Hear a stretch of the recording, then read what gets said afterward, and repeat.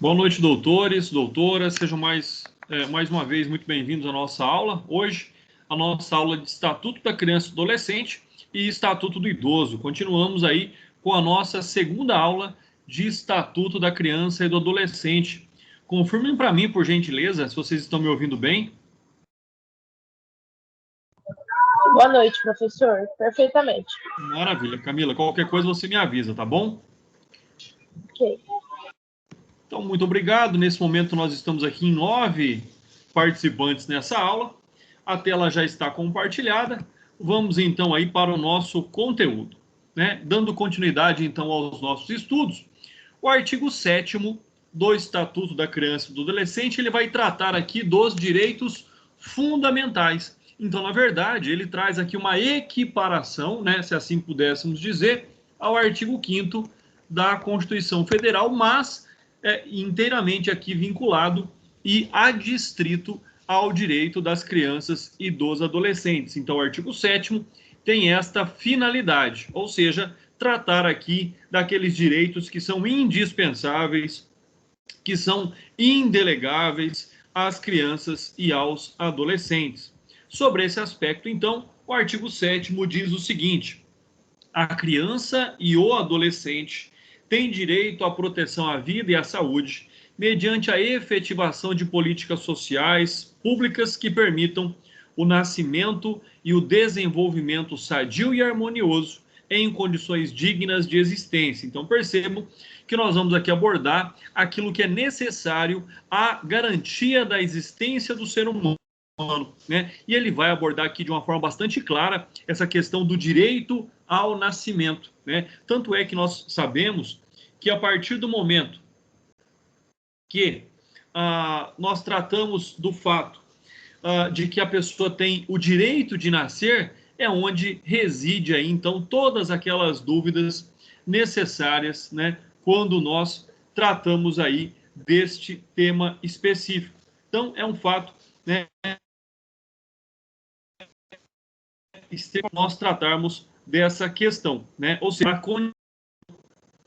de que nós devemos garantir à criança o direito ao nascimento, já que aquele que está em período de gestação, ele não tem, na verdade, ele tem a garantia de nascer e a expectativa dos direitos a partir do momento em que ele adquire ali a personalidade, né? Além do nascimento, é lógico que o período subsequente ele é extremamente importante, como as condições mínimas aí de desenvolvimento sadio e harmonioso, em condições dignas de existência. Então, esse é um outro aspecto que nós já vimos nas aulas anteriores, mas ele vem aqui reforçar essa garantia aí, a preservação da dignidade da pessoa humana. Então, esse é um aspecto também do qual nós devemos aí observar com bastante cautela.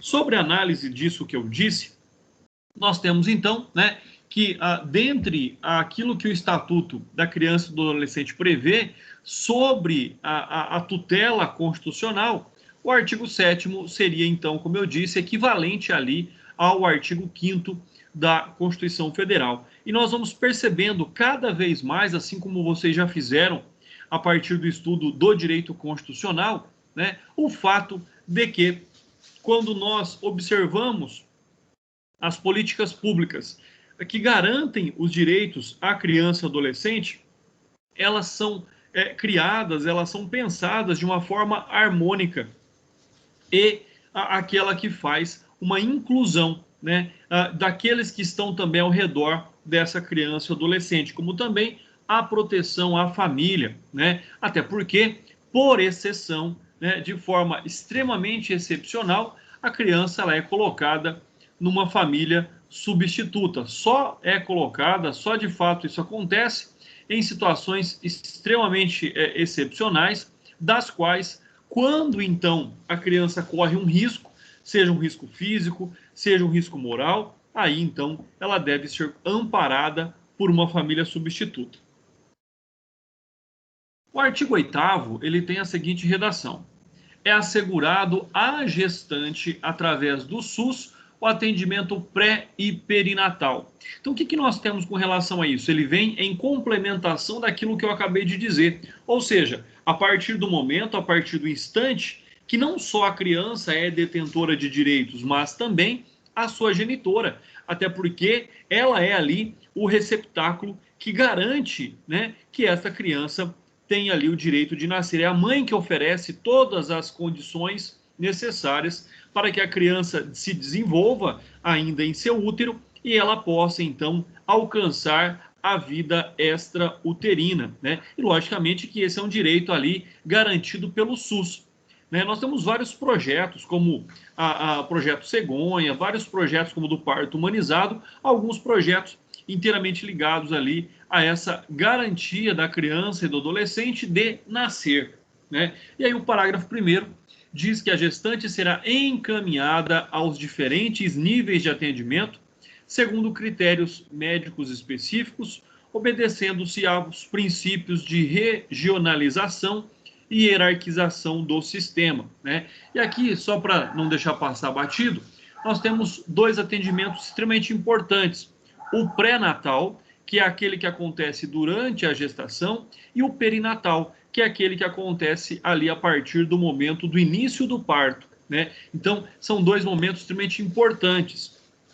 O parágrafo 2º vem dizer que a parturiente será atendida preferencialmente pelo mesmo médico que acompanhou na fase pré-natal. Então, essa é uma prerrogativa extremamente importante, que gera à parturiente, ou seja, aquela que está em trabalho de parto, né, uma tranquilidade, uma confiança de que o médico conhece todas as suas condições, todas as suas particularidades, porque ele atendeu, e não somente porque ele ali tomou conhecimento pela análise do seu prontuário médico. Então, essa é uma das garantias. Lógico que ele vem dizer aqui, né, preferencialmente, ele não é uma garantia absoluta, é uma garantia parcial, mas esta referência já é uma referência bastante importante. Né? Imaginem as mulheres que fazem todo o pré-natal, por exemplo, com o médico, e aí, né, no dia do parto, é o médico que está lá de plantão, é alguém que não acompanhou a sua gestação, que não acompanhou ali o seu período gestacional. Então, este é uma prerrogativa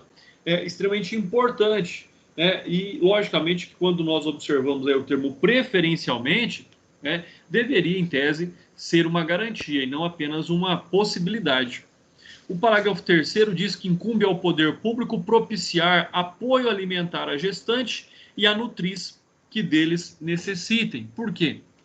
Porque é fundamental que a gestante e aquela que já deu à luz se alimentem bem para que possam produzir leite, para que esse leite possa ali, né, o colostro possa ser o primeiro alimento dessa criança, e nada mais é tão bom para a criança quanto o leite materno.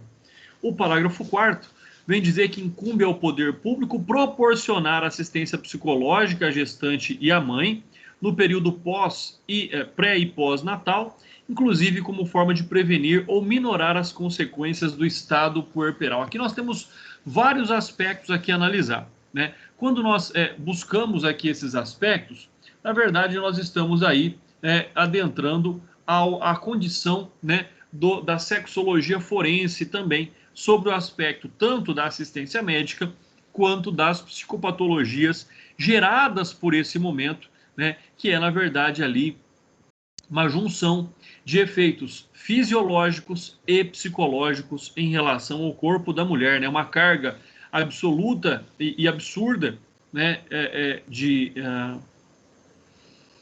hormônio que é liberado durante o parto. Então, esse aspecto, este momento, essa assistência psicológica, ela é extremamente importante. Quando nós pensamos na gestante, né, em razão de que pode, por exemplo, essa gestação não ter sido uma gestação desejada. Então, é importante que ela compreenda a finalidade da gestação, né, compreenda toda a importância de ser mãe, para que, logicamente, não ocorra aí, como nós vemos e sabemos que ocorre de forma intensa, né, abortos clandestinos, abortos ilegais. Então, todos esses fatores são fundamentais, até para que a mulher tenha ali a compreensão daquilo que vai acontecer com ela, por exemplo, né, durante a gestação. Todas as modificações no seu corpo, as modificações psicológicas, de humor, tudo aquilo que agrega, tudo aquilo que ocorre aí com a mulher durante a gestação. Né? E só a mulher que já teve uma gestação é que vai compreender a proporção daquilo que eu estou dizendo. E a mãe também é extremamente importante, porque, principalmente para aquelas mães de primeira viagem, até dizem que uma gravidez nunca é igual a outra, né? Então, cada uma tem as suas particularidades, mas, logicamente, para aquela mãe de primeira gestação, é importante também que ela compreenda, né, e ela mantenha calma e ela tenha tranquilidade de compreender aí como é lidar com uma criança nos seus primeiros dias, nos seus primeiros meses, toda a insegurança que existe, toda a complexidade que existe, todos os medos que existem em lidar com uma criança. Né? Seja o medo de dar o banho, seja o medo de não saber o que a criança tem quando a criança chora. Então a mulher ela tem que ter um pouco, um mínimo de conhecimento, né, para que ela possa ter a tranquilidade de lidar com situações nesse sentido. Né? É bastante estranho aí a gente falar sobre isso, porque aquilo que os pais mais querem que os filhos façam nos primeiros dias é dormir. E aí, quando os filhos dormem, a gente vai lá para ver se de fato está bem, se está respirando, né? Porque é até estranho momentos de tranquilidade ali em razão de crianças recém-nascidas. Então, esse é um fato extremamente importante. Quando nós falamos do estado puerperal, não é um tema aí alheio à concepção de vocês, até porque nós sabemos que o estado puerperal é um dos requisitos necessários para a configuração do infanticídio.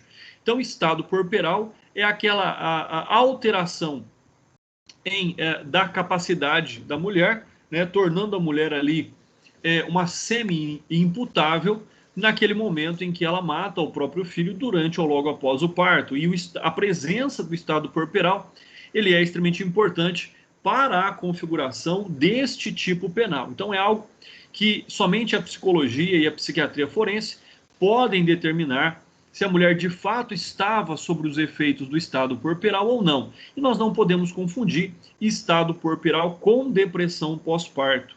O estado puerperal, na verdade, ele é um momento ali que acontece muito mais próximo do parto, nas primeiras semanas ali, né? Alguns dizem até no primeiro mês, em que essa sequência, essa junção e esse acúmulo de inseguranças vai trazer para a mulher ali talvez um momento, né, de semi-incapacidade, né, onde ela tem a sua realidade turvada por algum aspecto, e aí ela pode sim chegar a matar o próprio filho, seja ele esse momento durante ou logo após o parto. Né? O Código Penal brasileiro não foi feliz nesta definição de logo após o parto. Nós temos códigos aí da América Latina que vão dizer 24 horas, 48 horas, 7 dias, como período determinado para a presença do estado puerperal.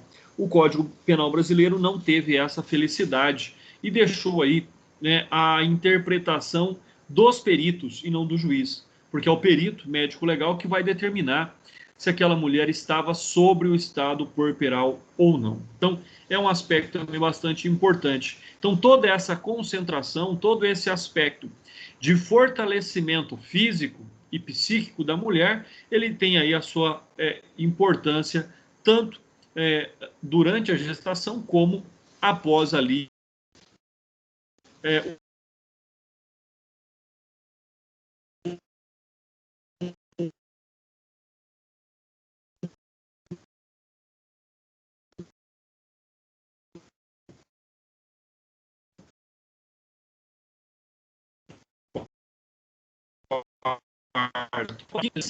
as gestantes ou mães que manifestam aceita a gestação com a intenção de dar a criança parafiscalizada para que a mulher conheça o que significa a adoção do seu filho, que ela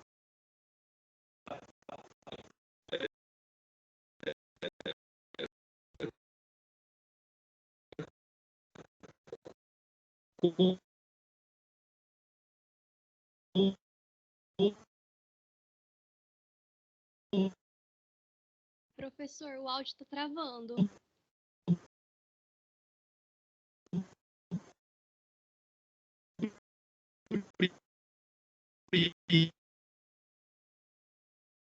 esse acompanhamento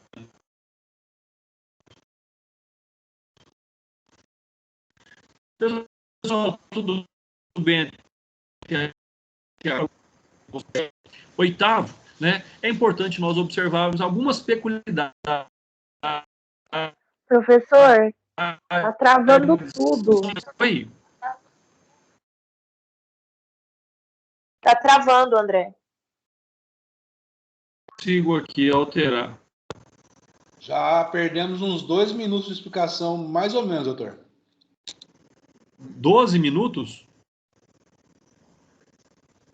2 minutos. Não, um minutinho, por aí.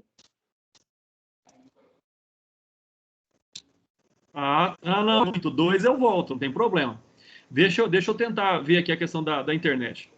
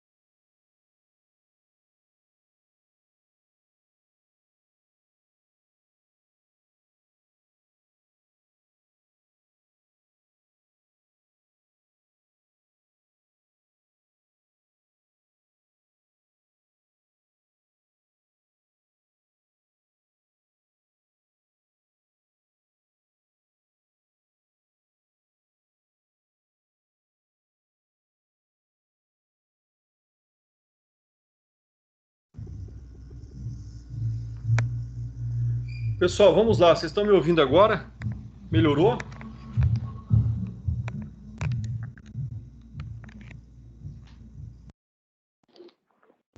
Até agora sim. Então vamos lá. Eu vim para um outro cômodo aqui, porque eu tenho um roteador de internet aqui em casa, né, uma extensão, na verdade, do sinal, e eu acho que parou de funcionar lá. Vamos continuar aqui então. Bom, aquilo que eu dizia sobre o artigo 8º, então, só voltando um pouquinho na minha explicação, é que, né, ele vem tratar ali do parágrafo 5º, quando ele trata da adoção. Então, ou seja, a mulher, aquela que é a gestante, ela também tem o direito, né, de entregar o filho para adoção. Por mais que esse direito não seja aí reconhecido ou compreendido por boa parte da sociedade. E, logicamente, que quando da prática da decisão dessa conduta, ela então precisa também de um acompanhamento, porque ela tem que compreender que dela para com o filho serão rompidos todos os laços socioafetivos. Ela não vai ter contato, ela não vai saber quem é a família adotante. Então é um momento extremamente importante também que a mulher precisa desse apoio, né? Sobre todo esse apoio que nós comentamos aqui, seja relativo à alimentação, seja relativo ao momento pré-natal ou perinatal, é um fato que vai determinar aí circunstâncias extremamente importantes relativos a esse desenvolvimento da mãe e do filho, né? Algumas questões elas exigem talvez aí um cuidado, um apoio, né, um atendimento ainda mais específico, como por exemplo no caso das gestantes que fazem uso de álcool e drogas, né, ou que sejam soropositivas, ou aquelas que de fato possam ali, né, por falta de compreensão ou de conhecimento, se ainda não houver essa transmissão, por exemplo, da AIDS para o feto, mas que essa transmissão ela aconteça ali no momento, por exemplo, da primeira amamentação. Então, também é importante que o SUS tenha esse enfrentamento quanto mais cedo possível, né? Então, esse é um fato do qual nós temos que observar. E é extremamente possível, né, evitar essa contaminação, por exemplo, com o vírus da AIDS, entre mãe e filho, né? Durante a gravidez ela já começa a tomar o coquetel e é só ela, no momento ali do nascimento, não amamentar o filho, né? Não criar possibilidade ali da criança ser contaminada. Já existem muitos casos de crianças que nasceram de mães que eram soropositivos e não foram contaminadas pela doença. Então, quanto antes for esse enfrentamento, maior a possibilidade dessa criança nascer aí com uma saúde melhor. Dentro dessa assistência psicológica que nós comentamos, o próprio Estado ele tem aí condições de prestar esse apoio, né? Como nós vamos ver mais adiante, é o momento em que, por exemplo, pode já se evitar ali no início da gestação, né, um aborto clandestino, é aquela condição onde pode se evitar, por exemplo, um infanticídio, o abandono dessa criança em condições perigosas ou insalubres, como nós vemos por aí. Já o estado puerperal, por tudo aquilo que nós já sabemos e vocês já sabem, na verdade ele é um conjunto de alterações físico-psíquicas da mulher parturiente, ou seja, ele surge durante o parto, né? Então, na verdade, ele é aquele acúmulo de emoções, ele é acúmulo de alterações físicas da mulher, um desequilíbrio que acontece quanto ao seu sistema hormonal. Então, tudo isso vai gerar também essa possibilidade aí do estado puerperal, né? E é importante frisar também que no momento do parto há dores físicas penosas a enfrentar, que associadas a um abalo emocional ou de estar sozinha sem qualquer assistência, provoca uma nítida perturbação da saúde mental, né? Então também o parto natural, né, onde a mulher fica ali horas e horas, 12, 14, 16, 18 horas em trabalho de parto, logicamente que ele é extenuante, ele é estafante. Então, submetida a tanto estresse, submetida às condições em que nós aí podemos imaginar, isso, logicamente, vai trazer ali um abalo à saúde mental desta mulher, né? E principalmente se ela estiver sozinha, ou seja, não estiver amparada ali pelo seu companheiro, pela sua companheira, pela sua família e num ambiente de saúde, onde ela encontre também a devida segurança ali para ter o seu filho. Então, em condições diferentes daquilo que nós estamos dizendo, é possível que essa mulher, em tamanho, em razão, né, do tamanho de desnorteamento que ela se encontra, que ela venha matar o próprio filho. Quanto a essa conscientização para a adoção, né? É bastante interessante o tema adoção e é um tema que também não é discutido no Brasil com a devida profundeza que deveria. E por que eu digo isso? É algo, se vocês pesquisarem aí, vocês vão ver que as filas, a quantidade de crianças a serem adotadas no Brasil é extremamente inferior à quantidade de pessoas que aguardam na fila para adoção. O problema isso eu sempre comento dessa forma, é que quando nós estamos falando de pais biológicos, ele não pode escolher como vai nascer o seu filho. Os pais biológicos, eles torcem para que o filho nasça saudável, eles torcem para que o filho nasça sem nenhuma alteração genética, para que o filho nasça em perfeito estado psíquico, em perfeito estado físico, né, sem nenhuma deficiência, sem nenhuma necessidade especial. Mas, e aí é onde vem a incompreensão daqueles que querem ser pais adotivos, eles querem ser pais adotivos, mas eles querem ter o direito de escolher a criança, com características, com relação à idade, com relação a fatores que eles não poderiam escolher se fossem pais biológicos. E é aí que me causa estranheza, onde essa conta não fecha. Ou seja, nós temos muito menos crianças à disposição da adoção do que pais querendo adotar nessa condição.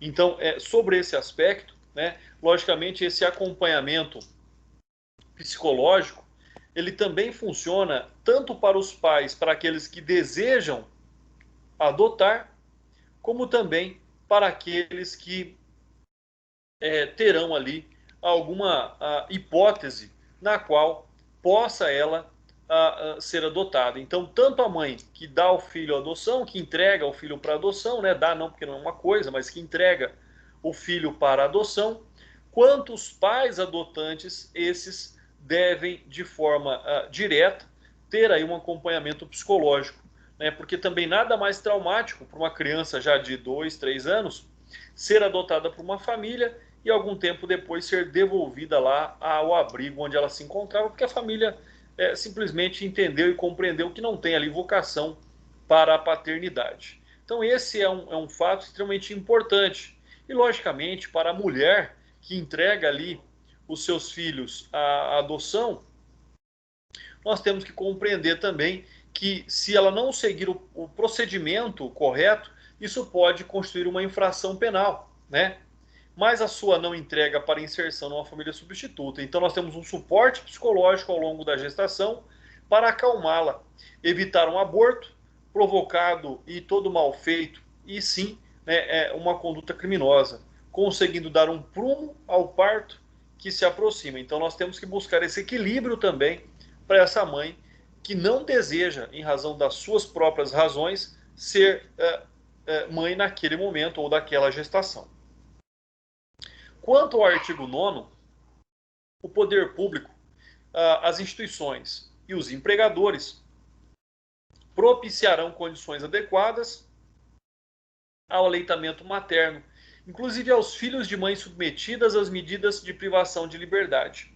Então, o que nós estamos falando aqui é aquilo que eu já comentei também superficialmente na aula anterior, que é a garantia, que é o direito da mãe em amamentar o seu filho em qualquer lugar, e principalmente tendo um local adequado para que ela possa amamentar o seu filho.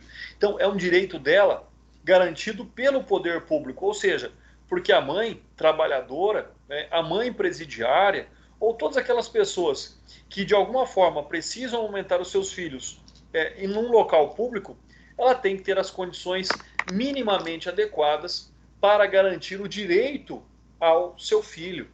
Então, esse é um fato aí também extremamente importante, né? O empregador terá satisfação em proporcionar intervalos à sua funcionária para que ela amamente o filho recém-nascido, pois estará colaborando com a efetiva saúde de alguém. Então, essa compreensão, esse entendimento, né, ele deve partir também da mão de obra do empregador, né? Ou seja, ele tem que ter essa consciência de que esta mulher ela estará muito mais tranquila durante o trabalho, ela será muito mais produtiva em razão também desse reconhecimento, dessa garantia do seu direito por parte do empregador.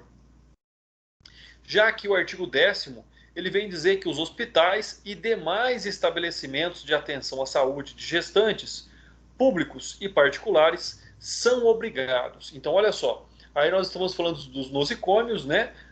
Dos hospitais, das casas de saúde. Então eles têm uma obrigação especial, uma obrigação particular com relação à saúde da gestante. Primeiro, manter ali os registros das atividades desenvolvidas através de prontuário individual pelo prazo de 18 anos, ou seja, é o prazo da maioridade desta criança. Então, hoje nós sabemos que ainda temos prontuários médicos físicos, mas aí já estão sendo substituídos pelos prontuários médicos digitais, né, eletrônicos. Inciso 2, identificar o recém-nascido mediante o registro de sua impressão plantar e digital e da impressão digital da mãe, sem prejuízo de outras formas normatizadas pela autoridade administrativa competente, né? Quantos casos aí nós ficamos sabendo de crianças que foram trocadas na maternidade pela ausência da prática desse direito, né? E eu particularmente posso dizer para vocês que também era uma preocupação minha quando a minha filha, né, nasceu. Do momento ali do parto, que eu acompanhei presencialmente, bem de perto, eu acompanhei a minha filha durante o banho, até que ela fosse levada para o quarto, né? Porque atualmente as crianças não ficam mais num berçário, elas têm já um local no quarto com a mãe para que elas possam ficar. Então essa é uma garantia aí para todas as mães, aquelas que talvez não podem ter alguém que acompanhe o parto e acompanhe a criança do momento do parto até que ela seja levada ao quarto. Então é uma garantia também de se evitar ou de se minimizar aí os riscos da troca de crianças nas maternidades. Já no inciso 3º, proceder a exames visando o diagnóstico e terapêutica de anormalidades no metabolismo tanto do recém-nascido como de prestar orientação aos pais. Então, naquele primeiro momento, ali logo após o parto, exames já são realizados para verificar algumas questões básicas ali da criança, né? Como a possibilidade da deglutição, como a possibilidade já de exames que são realizados inicialmente após o parto, e alguns deles são realizados, por exemplo, o exame da orelhinha, né? O exame plantar, são realizados ali em momento posterior ao parto. Nós temos ainda o inciso 4º, que é fornecer declaração de nascimento, onde constem necessariamente as intercorrências do parto e do desenvolvimento do neonato. Ou seja, é aqui que nós podemos compreender se de fato houve algum tipo de evento adverso, né, chamado aí de erro médico, durante o parto, né? E tantos são os casos, para vocês terem uma ideia, ainda hoje, né, a maior incidência de erros médicos, ela está relacionada à ginecologia obstetrícia, onde mais acontece erro médico atualmente. Nós temos vários processos aí contra médicos sobre esse aspecto, ou seja, de erros que foram cometidos, sejam antes do parto ou durante o parto, que por vezes trouxeram a morte das crianças, né, lesões gravíssimas às mães, como por exemplo ali a necessidade da retirada do útero, né? Então são fatos que vão gerar consequências irreversíveis. Então são condições, são situações extremamente importantes das quais nós temos que registrar. E esse registro vem então como meio aí e de forma dessa declaração de nascimento, onde conste aí todas as intercorrências relacionadas ao parto. Então, isso tem aí também a sua devida importância. E por fim, manter alojamento conjunto, possibilitando ao neonato a permanência junto à mãe, que é o que eu disse para vocês antigamente, e a gente vê ainda na televisão, né, aquele berçário onde todas as crianças eram levadas e elas só iam para o quarto com a mãe durante o momento ali da amamentação. Hoje não. Hoje essa garantia do Estatuto da Criança e do Adolescente, ela já é uma realidade, né, se não em todas, mas na maioria aí das maternidades, ou seja, que vem então garantir essa convivência, né, essa cumplicidade e, logicamente, esse desenvolver do amor, do apego entre a mãe e a criança. Todos esses direitos aqui que eu já disse para vocês, né, eles estão ali esculpidos sobre também a possibilidade da ocorrência de crimes, conforme nós temos descritos ali no nosso próprio Estatuto da Criança e do Adolescente, no artigo 228 e 229, quando do descumprimento dessas prerrogativas, dessas garantias, tanto da criança quanto da gestante. Alojamento conjunto, conforme eu já disse para vocês, hoje ele já é uma realidade. Artigo 11. É assegurado o atendimento integral à saúde da criança e do adolescente por intermédio do Sistema Único de Saúde, garantindo o acesso universal e igualitário às ações e serviços para a promoção, proteção e recuperação da saúde. Parágrafo 1º. A criança e o adolescente portadores de deficiência receberão atendimento especializado. Parágrafo 2º. Incumbe aí ao poder público fornecer gratuitamente àqueles que necessitarem os medicamentos, próteses e outros recursos relativos ao tratamento, habilitação e reabilitação. Então, de uma forma bastante concreta, bastante específica, é onde nós vemos aí esse garantismo, né, àquele momento tão importante. Um outro fato da qual aqui nós temos que traçar essa relevância é aquilo que diz o artigo 196 da Constituição Federal, né? Só lembrando que do artigo 196 ao artigo 200 é onde nós temos ali, né, toda a discussão e todo o garantismo à saúde pública no Brasil. E lá vai dizer, então, no artigo 196, que a saúde é um direito de todos e é um dever do Estado. Ou seja, né, é uma forma aí de nós compreendermos de que aqui não estão envolvidas classes sociais, não estão envolvidas nenhum outro aspecto que faça a distinção entre o ser humano, né, e que as políticas públicas devem ser, então, implementadas como forma de garantir, como forma aí de traçar aquilo que é melhor, né, ao interesse da criança e do adolescente, principalmente daqueles que estão ali no início da sua vida extrauterina, em razão da sua fragilidade, em razão de todos os aspectos que são ligados e são relativos ali ao seu desenvolver primário. Então, esse é um fato também aí que nos traz extremamente importante essa análise, ou seja, né, o fato de que essas políticas públicas sobre um contexto social, né, elas têm a sua primazia em atuação em relação à infância e à juventude. Quando nós tratamos, e logicamente é um assunto muito delicado, é um assunto muito ainda desconhecido por muitas pessoas, né, para as pessoas, para as crianças portadoras de deficiência, isso vai determinar que este tratamento, este acompanhamento, deva se iniciar ali o mais rápido possível, o mais cedo possível. Para quê? Para garantir, para agir de forma direta e eficaz, né, buscando ali uma eficiência, de que possam as consequências dessa deficiência serem reduzidas por uma ação muito mais precipitada, por uma ação muito mais cedo, né? E isso vai, logicamente, trazer benefícios tanto para a família quanto para a criança. Quando nós tratamos aqui do fornecimento gratuito de medicamentos, e esse é um das grandes discussões relativas à judicialização da saúde, logicamente que nós temos aqueles remédios de alto custo, né? Existem alguns remédios que não constam dessa relação de fornecimento gratuito.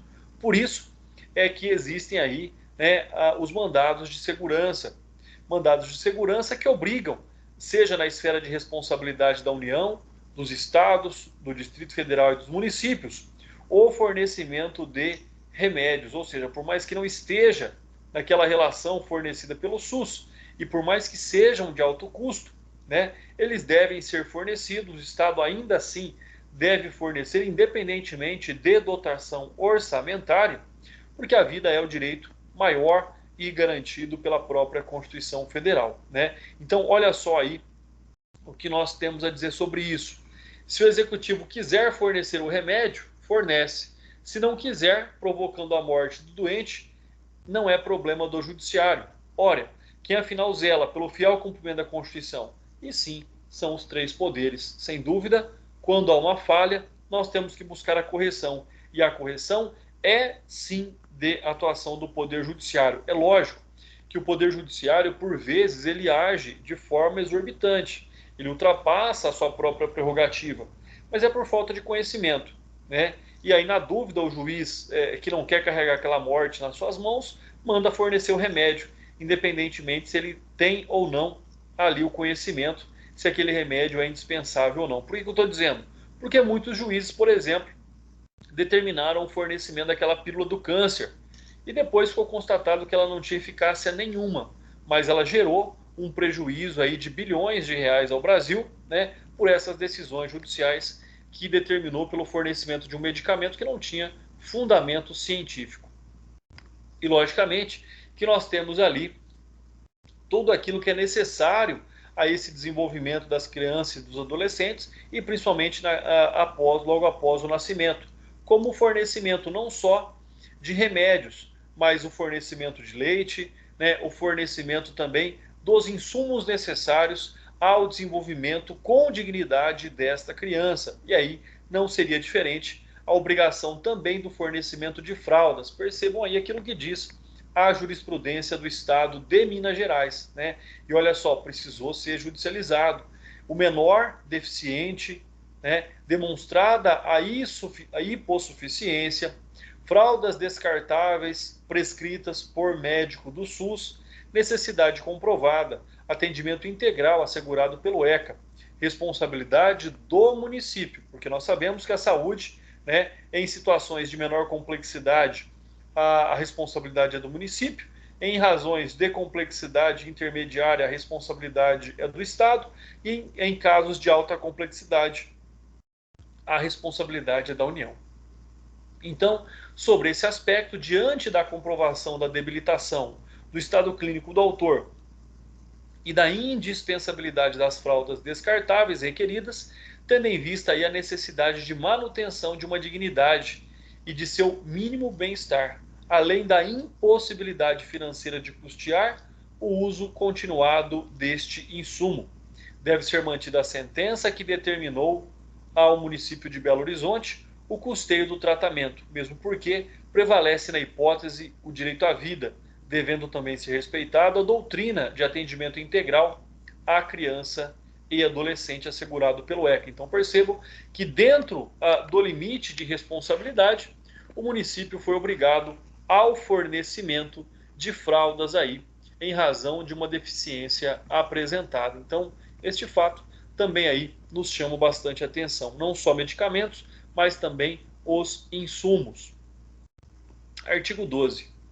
Os estabelecimentos de atendimento à saúde deverão proporcionar condições para a permanência em tempo integral de um dos pais ou responsável no caso de internação de criança ou adolescente, até porque essa não era uma previsão existente na nossa legislação, né? A garantia de um acompanhante à criança ou adolescente. E aí você imagina uma criança de 3, 4, 5, 6 anos internada longe da companhia dos pais. Então isso vai, logicamente, atrapalhar, isso vai impedir que o tratamento seja mais satisfatório a essa criança e esse adolescente. Então este é um direito também, né? Esse direito ao acompanhante em caso de internação. E este acompanhamento é 24 horas por dia, logicamente que podem ali os pais ou representantes legais se revezarem, mas sempre deverá ter alguém, um responsável junto do internado, né? E percebam, quando nós falamos desse tema, nós não estamos alheios ao direito médico, até porque o direito médico não existe um código, não existe um estatuto de direito médico, mas né, nós devemos pensar ali tudo aquilo que trata do direito à saúde no Brasil, né, como garantia e obrigações de todos os regramentos jurídicos. Então, na verdade, este é um tópico que também se aplica e é compreendido como parte do direito médico. Artigo 13. Os casos de suspeita ou confirmação de castigo físico, de tratamento cruel ou degradante e de maus tratos contra criança ou adolescente serão obrigatoriamente comunicados ao Conselho Tutelar da respectiva localidade, sem prejuízo de outras providências legais, né? O parágrafo único diz que as gestantes ou mães que manifestem interesse em entregar seus filhos para adoção serão obrigatoriamente encaminhadas à Justiça da Infância e da Juventude. Por quê? Porque não existe mais, como acontecia no passado, a presença daquilo que era chamado como adoção à brasileira, né? A mulher entregava o seu filho para alguém e essa pessoa simplesmente registrava essa criança como sua. Isso não pode mais acontecer, né? Deve passar pelo processo, pelo procedimento jurídico de adoção. Então, quando nós estamos diante desse artigo 13, por mais que ele trate de temas tão distintos entre o caput e o parágrafo único, né, o primeiro fato ali que nós devemos observar é que quando se trata aqui de castigo físico contra um filho, o que é de fato proibido, é aquele castigo físico que gere o sofrimento. É aquele castigo físico que extrapole a obrigação de educação que os pais têm com relação aos filhos. Então, é o excesso, né? Não quer dizer que uma mãe não possa lhe dar um tapinha na mão da filha porque está fazendo algo errado, ou né, dar um tapinha ali na criança porque não obedece. Não é isso. A própria lei da palmada, ela veio para garantir que as crianças não continuassem sendo vítimas de castigos físicos ou de condutas degradantes. de maus tratos, de espancamentos. Então, aqui, ele não retira dos pais a obrigação de educação, né? E, por vezes, a educação não se faz somente com conversa, né? Nós sabemos disso.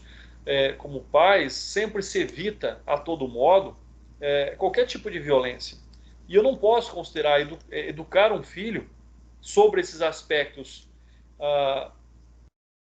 regulares, moderados, como castigo ou como violência, mas sim como dar educação, né? Então, esse é um aspecto extremamente importante. E essa comunicação obrigatória ao Conselho Tutelar cabe a qualquer um que, de alguma forma, tome conhecimento desta violência. Então, essas informações às autoridades é obrigação do médico, por vezes, quando ele constata, ali, mediante o atendimento de uma criança, que essa criança está sendo vítima de agressões. E aí sim, o médico vai chamar o Conselho Tutelar para que este tome conhecimento desse fato, né, conforme até mesmo que é retratado pelo próprio atestado médico, né, o exame ali submetido à criança é um exame de corpo de delito, para que se possa constatar qualquer tipo de castigo físico, tratamento cruel, degradante ou até mesmo maus tratos. Recentemente, vimos aquela cena lá de uma criança que vivia acorrentada dentro de um tambor, né? Criança não, acho que já era um adolescente. E é um fato extremamente, coloca essa criança numa condição extremamente degradante. Esse denuncismo, né? A partir do momento que existe a obrigação da denúncia, logicamente que nós estamos ali, né, interpelados também por uma outra legislação, que é a Lei 13.010 de 2014, que nós já até comentamos aqui, que é a Lei da Palmada, né, que incluiu os castigos dados como físicos, tratamento cruel, degradante, e manteve a expressão maus tratos. É fundamental não haver uma onda inadequada de denúncias levianas, vindas de pessoas bisbilhoteiras, cuja principal diversão ou ocupação é cuidar da vida dos outros. Assim sendo, invasões da intimidade alheia podem levar a supor que pais ou outros responsáveis estejam excedendo-se no trato com seus filhos, tutelados ou pupilos, quando na realidade cumprem com a sua função básica de criar e educar, conforme o poder familiar lhes autoriza. Uma simples suspeita levada a um membro do Conselho Tutelar, leigo em questões jurídicas muitas vezes, por exemplo, pode incomodar gravemente a paz e a tranquilidade de uma família de bem. E é preciso considerar a seriedade de um processo administrativo instaurado para apurar uma simples palmada, considerada por alguém como um castigo físico. Enfim, somente o bom senso irá ditar os caminhos seguidos por esse artigo na sua nova redação. Então, muito cuidado, como eu disse, né, muito bom senso nessa consideração de maus tratos ou de castigo físico, porque os pais têm o dever, conforme dito aqui, têm o dever de educar e criar os seus filhos conforme o poder familiar lhes autoriza. O que não pode haver é um excesso. Suspeita fundada. Pessoal, toda suspeita é uma relativização. Mas uma suspeita fundada, né, para que possa de fato haver ali a notícia de uma violência ou de um abuso contra uma criança, faz com que deva haver ali, logicamente, essa comunicação, algo que deve ser falso. Aí a pessoa vai responder por calúnia.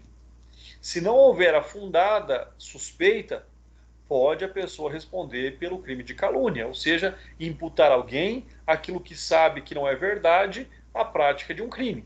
Tá? Então tem que tomar muito cuidado. E se não chegar a esse ponto, pode gerar uma indenização por danos morais por essa falsa suspeita. Preconceito com relação às mães. Né? Vamos ver o que é que significa. Então, a partir do momento em que nós temos essa compreensão, ou seja, as gestantes ou mães que decidam doar seus filhos, como eu disse agora há pouco, a sociedade tem pouca compreensão sobre esse fato, né? Ela ainda existe um conceito muito pejorativo sobre aquelas mães que colocam, que entregam seus filhos à adoção. Mas se nós lembrarmos, esse não é um procedimento estranho à evolução do nosso país. Até porque no passado nós tínhamos lá a roda dos enjeitados, né? Um local onde se colocavam as crianças recém-nascidas que as mães não queriam, e essas crianças eram então recebidas por orfanatos, cuidados ali por entidades religiosas. Então é fundamental que, ao invés daquela mãe que não tem vocação, que engravidou numa condição em que ela não deseja, que ela não seja obrigada a amar aquela criança, até porque ninguém é obrigado a amar ninguém. Ninguém é obrigado a conviver com ninguém. Então, para evitar que ela seja uma má mãe, uma mãe violenta, uma mãe omissa, então é melhor, sim, para aquela criança que ela seja colocada em adoção. Que a mãe seja aceita o seu desejo, que seja aceita ali o seu desejo de entregar o seu filho à adoção. Por mais que ainda existam muitos preconceitos sobre isso, né? Porque para algumas pessoas, eu até posso compreender essa irresignação, é difícil entender uma mãe entregar o filho. Só que ninguém sabe em que condições aquela mulher engravidou, em que condições aquela mulher teve a sua gestação, em que condições aquela mulher teve o apoio ou não da sua família. Então, isso vai gerar um conforto para a mãe, para a criança, e a garantia de que essa criança não será vítima ali do infanticídio ou de um aborto criminoso. O artigo 14, por sua vez, mais uma vez vem dizer que o Sistema Único de Saúde promoverá programas de assistência médica e odontológica para a prevenção das enfermidades que ordinariamente afetam a população infantil e campanhas de educação sanitárias para pais, educadores e alunos. É obrigatória a vacinação das crianças nos casos recomendados pelas autoridades sanitárias, né? E aí, logicamente, que essa questão da vacinação, nós sabemos que existe uma onda aí de pessoas que são contrárias à vacinação, né? E com base nessa relutância em vacinar seus filhos, doenças que já estavam erradicadas no Brasil voltam a existir e voltam a matar, por exemplo, como o sarampo.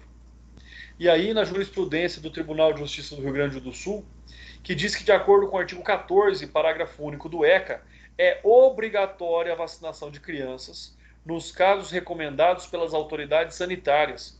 Incidência aí da portaria 3.318 de 2010 do Ministério da Saúde, que elenca as vacinas obrigatórias para crianças, adolescentes, adultos e idosos.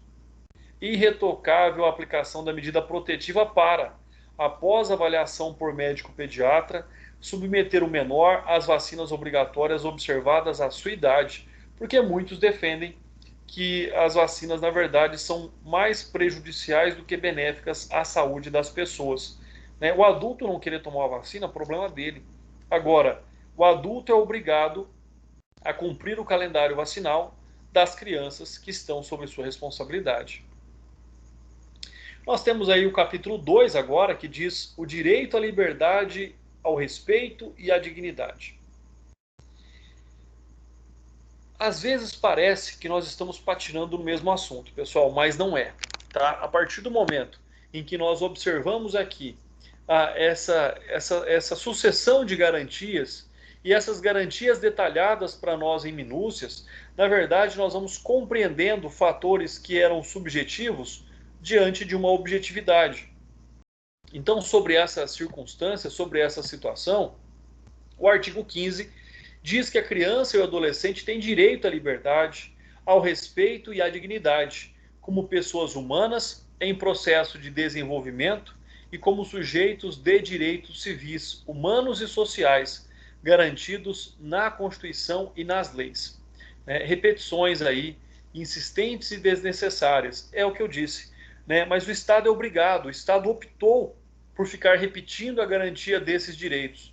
O Estado, o nosso legislador, ele optou por ser repetitivo para que não haja dúvida da devida importância da garantia desses direitos fundamentais, porque a liberdade é um direito fundamental, a dignidade da pessoa humana é um direito fundamental, conforme nós vimos anteriormente ali, no artigo 6º.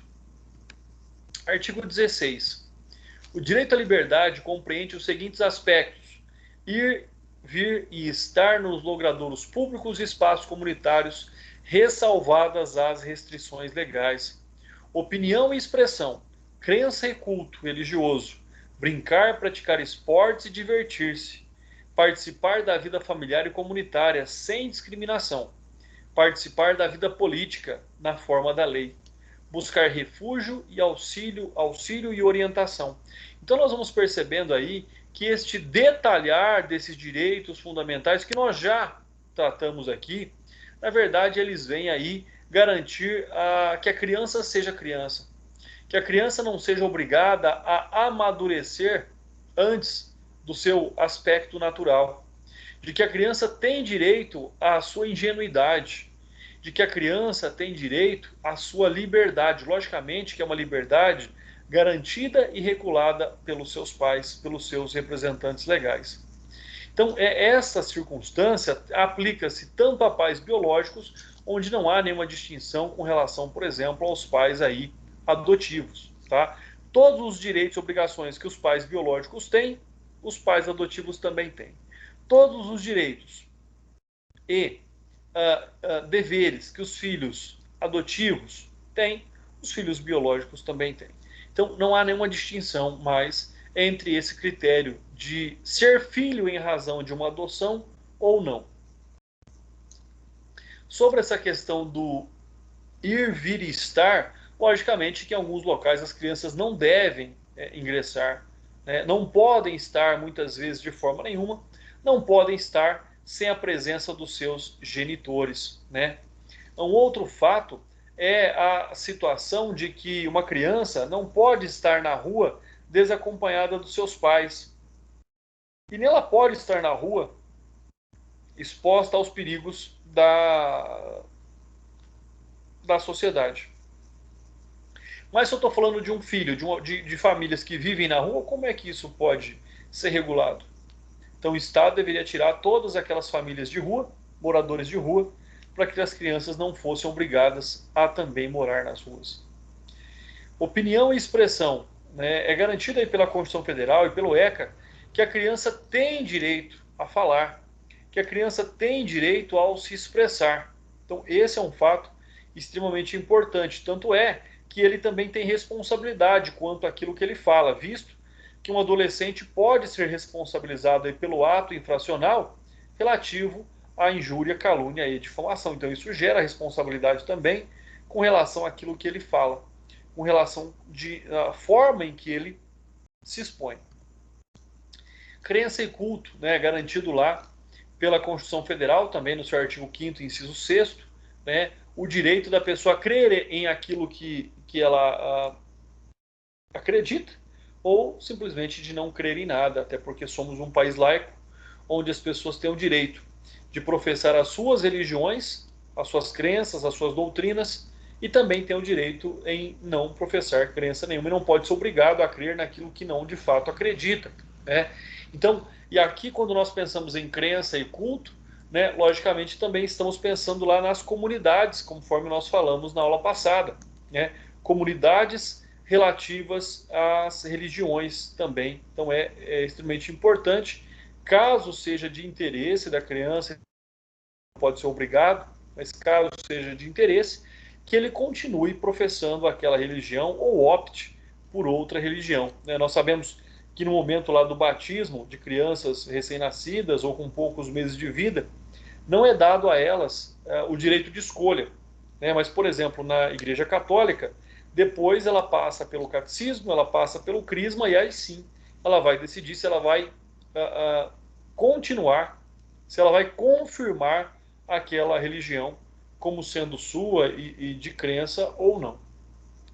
Então, esse é um aspecto também bastante importante. Então, esse abuso sobre a liberdade, que fere aí em relação ao infante e ao jovem, logicamente que o juiz poderá intervir, né, de forma aí a cessar com esses abusos. Com relação à discriminação, nós já vimos, as crianças e adolescentes já foram extremamente discriminados no momento do Código de Menores.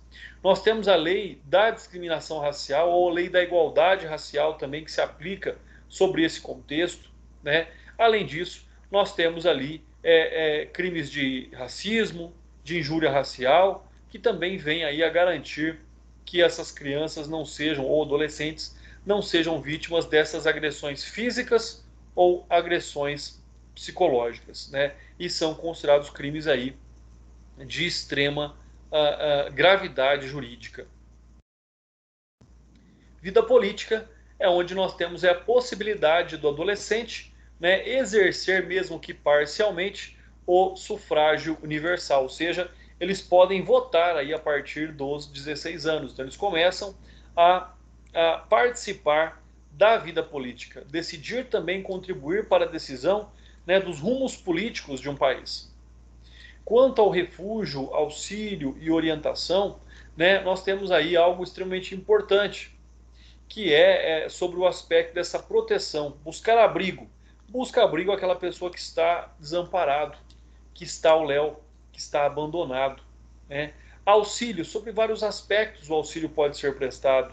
E a orientação sobre o momento de impasses, de dúvidas, em que a criança ou adolescente procure muitas vezes ali, né, o afastamento da sua própria família. Como nós citamos aqui, por exemplo, as hipóteses da criança e do adolescente fugir de casa. Então ele tem que ser compreendido, ele tem que ser ouvido, né, para que haja uma compreensão do porquê que aquela conduta foi praticada.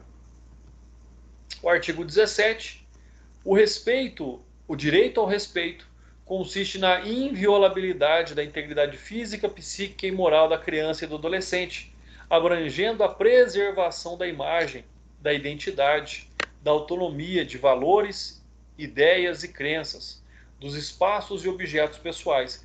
Então esse direito ao respeito, ele vem na verdade ali se somar à garantia da dignidade da pessoa humana, né?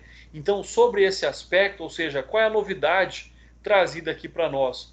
É sobre o fato, por exemplo, né, reproduzido lá ao maior de 18 anos. Se esse era um direito garantido ao maior de 18 anos, como ele não poderia ser um direito garantido ao menor de idade? É lógico que essa inviolabilidade da integridade física, psíquica e moral não quer dizer que a criança possa ter segredos, não quer dizer que a criança possa ter uma intimidade, né, absoluta. Pelo contrário, essa intimidade ela pode ser quebrada até como meio de proteção da própria criança e do adolescente, né? Até porque nós sabemos aí quantos casos existem de pedófilos que utilizam as redes sociais, utilizam a internet a fim de praticar crimes, de satisfazer a sua lascívia com crianças e adolescentes. Então por isso que a criança e adolescente, né, de preferência, não pode ficar sozinha quando dá a utilização de celulares ou computadores. Vejo muitos pais aí colocar o computador, por exemplo, na sala ou no local de fácil visualização, até para que haja uma monitoração, um monitoramento deste adolescente, até para que se evitar que ele seja vítima de determinadas práticas ilícitas. Integridade física, psíquica e moral, já falamos bastante sobre isso. Imagem, identidade, autonomia, valores, ideais e crenças, né? É aquela circunstância que só é permitida, por exemplo, em fotos e filmes, com a devida autorização. Fora isso, ninguém pode reproduzir a imagem do filho de uma outra pessoa sem a devida autorização. Até mesmo porque essa imagem ela pode ser manipulada e utilizada para a prática de infrações. Então, essa preservação da imagem, normalmente quando essa criança é vítima de crimes, existe o segredo absoluto, né? O segredo de justiça, por exemplo, do processo, para que ninguém fique sabendo daquele fato. Então são tantas as hipóteses aí que garantem esse direito à imagem, à identidade, à autonomia, valores, ideias e crenças. Espaços e objetos pessoais da mesma forma, sobre um aspecto de que a criança deve ter o seu espaço, a criança deve começar a adquirir a responsabilidade sobre os seus pertences, mas também, né, garantindo aos pais ali o direito de vigilância sobre seus filhos, o direito de determinação sobre seus filhos. Artigo 18. É dever de todos velar pela dignidade da criança, do adolescente, pondo-os a salvo de qualquer tratamento desumano, violento, aterrorizante, vexatório e constrangedor, né? Mais uma vez, o código ele opta por ser repetitivo, por ser cansativo na garantia e na extensão desses direitos. Então, esse é um fato extremamente importante. Porém, conforme nós estamos vendo aí, nós estamos diante de uma omissão penal relevante. Por quê? Porque a imposição do dever de todos de pôr uma criança ou adolescente a salvo de vários danos de toda a ordem estaria seguindo aí à risca a ordem da norma de criação e uma posição de garante a qualquer indivíduo maior de 18 anos. Então, se você passa na rua e vê uma criança abandonada, vê uma criança usando drogas, qualquer um ali teria essa obrigação nos termos da lei. Por isso que eu digo que é uma omissão penalmente relevante. Até porque nós não podemos sair punindo todas as pessoas que passaram na rua, que viram uma criança usando drogas, simplesmente porque elas não fizeram nada, né? Principalmente essa obrigação é do Estado. Esse dever geral não é tão absoluto assim como nós estamos observando, né? Na verdade, existem implicações em relação ali à segurança dessa criança ou adolescente, mas primeiro por aqueles que têm o dever legal de agir, primeiro por aqueles que têm a obrigação institucional de agir, como Conselho Tutelar, Ministério Público, né? E assim por diante. Então, nós temos que pensar que a sociedade sim tem responsabilidade, mas não conforme e de forma tão ampla e abrangente conforme a legislação nos coloca. Tratamento desumano, violento, aterrorizante, vejatório e constrangedor, por certo, né, não pode aí ser objeto de submissão de crianças. Isso por tudo que nós já estudamos e observamos aqui. Artigo 18A. A criança e o adolescente têm o direito de ser educados e cuidados sem uso de castigos físicos ou de tratamento cruel ou degradante, como forma de correção, disciplina, educação ou qualquer outro pretexto, pelos pais ou integrantes da família ampliada, seus responsáveis, pelos agentes públicos, executores de medidas socioeducativas e por qualquer pessoa encarregada de cuidar deles, tratá-los, educá-los e protegê-los. Então, mais uma vez, os pais têm também o dever e o direito de criar e educar seus filhos. O que deve haver aqui é, como eu disse agora há pouco, um equilíbrio. Deve ser aplicado, se necessária, a educação mais coercitiva, mas com parâmetros de manutenção e de garantia da dignidade da pessoa humana. O que é que se considera, então, como castigos físicos? Está lá no inciso 1º do parágrafo único. São ação de natureza disciplinar ou punitiva aplicada com uso de força física sobre a criança ou adolescente, que resulte, percebam, sofrimento físico, lesão, então lesão mesmo que de natureza leve, o tratamento cruel ou degradante, ele está relacionado ali à conduta ou forma cruel de tratamento da criança ou adolescente que humilhe, ameace gravemente ou ridicularize. Esse, então, é o excesso na educação que deve ser dada pelos pais. Os pais não podem ultrapassar o limite de educar o filho ao ponto aqui de ensejarem na prática do disposto do parágrafo único do artigo 18A. Direito de não sofrer castigo físico, é lógico que ninguém pode aí sofrer danos à sua integridade. Agora, quer-se impor às famílias uma educação sem palmadas, beliscões, tapas, puxão de cabelo, ou seja, isso é o excesso. Qualquer outra conduta mais agressiva que isso já é crime e não precisaria da denominada lei das palmadas, já seria lesão corporal. Então nós estamos entre a condição e a obrigação de educação e a lesão corporal. Então é esse tratamento, é essa forma de educação excessiva que não pode aqui ser admitido nos termos do Estatuto da Criança e do Adolescente. Com relação a castigo físico, né, ele é definido aí conforme nós já vimos, e mais que isso, é aquele que não pode, logicamente, né, o castigo físico, melhor dizendo, é aquele que gera o sofrimento físico, a dor, né, o sinal, a lesão, né, qualquer indicativo ali de que a criança simplesmente foi agredida. Agora, o que nós temos que pensar sobre isso? Como é que um pai proíbe um filho de sair de casa? Né? Cuidando-se de crianças com seus 8 anos que insistem em sair, pode o pai segurá-la firmemente pelo braço a impedi-la? Nesse caso, poderá haver sofrimento físico ou deve o genitor abrir a porta e permitir que o filho pequeno ganhe a rua por birra, sem poder tocar nele? Então fica aí essas questões para que vocês possam refletir um pouquinho. Artigo 18b. Os pais, os integrantes da família ampliada, os responsáveis, os agentes públicos, executores de obrigações socioeducativas ou qualquer pessoa encarregada de cuidar de crianças e de adolescentes, tratá-los, educá-los e protegê-los, que utilizem castigo físico ou tratamento cruel ou degradante como forma de correção, disciplina, educação, qualquer outro pretexto, estarão sujeitos, sem prejuízo de outras sanções cabíveis, às seguintes medidas que são ampliadas de acordo com a gravidade do caso, né? Encaminhamento para programa oficial comunitário de proteção à família, encaminhamento para tratamento psicológico ou psiquiátrico, encaminhamento a curso ou programa de orientação, obrigação de encaminhar a criança a tratamento especializado e a advertência. E aí no parágrafo único, vem dizer que as medidas previstas neste artigo serão aplicadas pelo Conselho Tutelar sem prejuízo de outras providências. Já vimos o que é maltrato, que é a exposição de perigo à vida ou à saúde de pessoas sob a sua autoridade, guarda ou vigilância.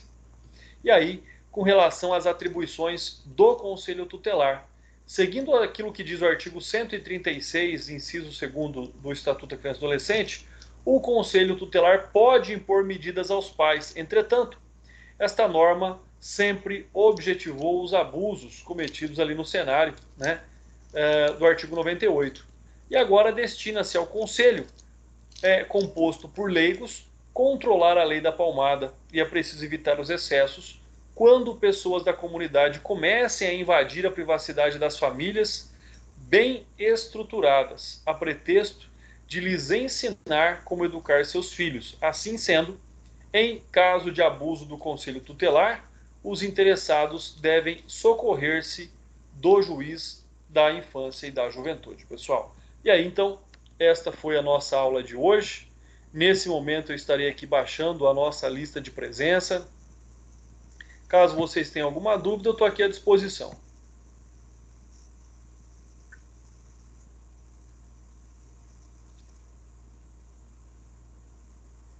Sem dúvida. Maravilha, pessoal. Muito obrigado pela presença de vocês e até semana que vem. Um forte abraço, bom descanso e um bom final de semana para vocês aí que virá. Até mais. Boa noite. Até mais. Boa noite.